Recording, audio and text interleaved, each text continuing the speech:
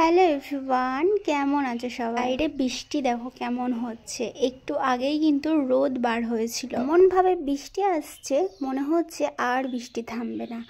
এই থেমে গেলে আবার রোদ বার হচ্ছে। সারাদিন কিন্তু এমনটাই হচ্ছে। যাই হোক, তোমাদের যেটা বলছিলাম, আজকে আমার মা আর আব্বুর সাথে আমার আম্মুটাও আসছে। সকাল থেকে খুবই এক্সাইটেড যে মা আব্বু আসছে। তা দেরি করে ফেলেছে আজকে। আমি সকাল সকাল আসতে বলেছি, আমি জানি মা বিকেল হলেই বাড়ি চলে যাবে। মা সকালে একদমই আসবে না, বিকেলে এসে সন্ধ্যেই বাড়ি চলে যাবে। ফার্স্টেই আমার আম্মুটাকে কোলে করে নিয়ে চলে আসলাম। তো মাম্মামের বাড়ি এসে খুব খুশি, নাচতে লেগে গেল। এদিকে আমার শাশুড়ি মা দেখো ডিম সিদ্ধ, চা, ভুজিয়া, বিস্কিট সবকিছু দিয়ে দিল। এদিকে আম্মুর কাণ্ড দেখো, ডিমের কুসুম খায় না বলে কুসুমটা ফেলে দিয়ে ডিমের সাদা অংশটা খাচ্ছে। এদিকে দেখো আব্বু 1 ক্যারেট আম এনেছে। এগুলো সব আমাদের গাছের আম, ফজলি আম। আমাদের কিন্তু একটাই আম গাছ আছে, আর সেই আম গাছে প্রচুর আম হয়েছে। তাই আব্বু আমার জন্য দেখো 1 ক্যারেট আম এনেছে, আর কতগুলো সবজি এনেছে। আমি যেহেতু মাছ মাংস কিচ্ছু খেতে পারছি না, তাই কারণে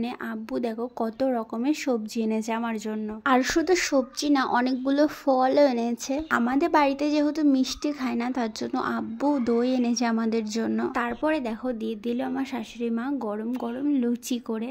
এখানে মা আব্বু খাচ্ছিল। আম্মু আসতেই কিন্তু জামাটা পুরো ভিজিয়ে ফেলেছে। শুধু ভাবছিলাম যে তোমাদের দাদাভাই কখন আসবে। আজকে কিন্তু তোমাদের দাদাভাই খুব তাড়াতাড়ি বাড়ি চলে এসছে। আমি ফোনে বললাম যে মা আব্বু আসবে, একটু তাড়াতাড়ি বাড়ি চলে আসো। সে তাড়াতাড়ি দেখে ওর আব্বু চলে এসছে বাড়ি, আর ওর আব্বুকে দেখে এত খুশি হয়, দুজন একসাথে খেলা করতেই থাকে। ওর আব্বু আসলে আমাকে তো চেনেই না, আমাকে কেন বাড়ির কাউকেই চেনে না, সবসময় ওর কাছেই থাকে। মা আব্বু আসলে সেদিন খুব ভালো লাগে, কিন্তু আব্বু মা থাকলে আরো বেশি খুশি হতাম। এখন ছিল কত ভালো লাগছিল। আর মা আব্বু আম্মু সবাই বাড়ি চলে গেল।